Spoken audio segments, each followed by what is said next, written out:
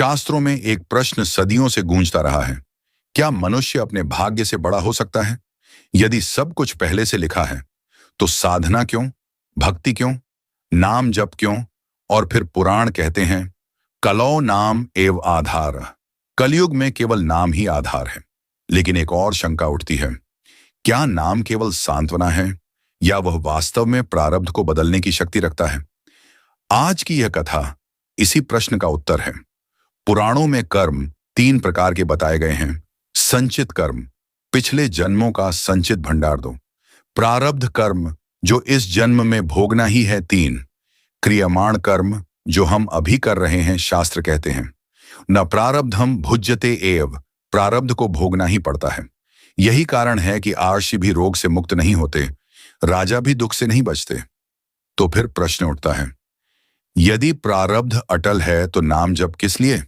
उत्तर छिपा है एक प्राचीन कथा में। पुराने समय की बात है। एक ब्राह्मण था, विद्वान नहीं, धनी नहीं, बस साधारण। उसके जीवन में एक के बाद एक विपत्तियां आईं। घर जला, पुत्र मरा, पत्नी रोगी हुई।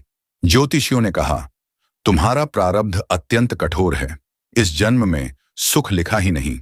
ब्राह्मण ने पूछा, तो क्या ईश्वर भी असहाय हैं? जवाब मिला, ईश्वरों भी प्रारब्ध के नियम से बंधे हैं।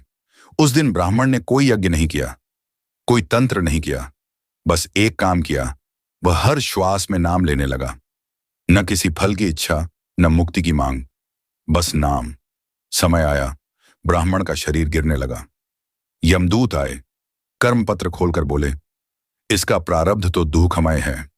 पर जैसे ही वे आत्मा को पकड़ने बढ़े, उनके हाथ कांप गए। क्यों? क्योंकि कर्मपत्र पर कुछ पंक्तियां मिट चुकी थीं। यमदूतों ने यमराज से पूछा, महाराज, यह कैसे संभव है? प्रारब्ध तो बदला नहीं जाता। यमराज ने उत्तर दिया, नाम ने प्रारब्ध को नहीं बदला, नाम ने उसे जला दिया। भागवत पुराण में एक अत्यंत सूक्ष्म बात कही गई है।